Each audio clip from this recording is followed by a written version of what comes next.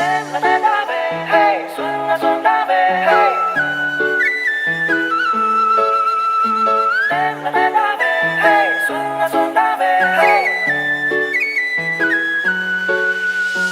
Một năm cũ đã qua, cùng nhau đón năm mới bình an muôn nhà, yêu thương ấm no, người một nơi cùng nhau trở về sum vầy, tiếng cười khắp muôn nhà, tiếng pháo năm mới rộn ràng, cùng ngàn câu chúc an lành, chào một năm mới bình an.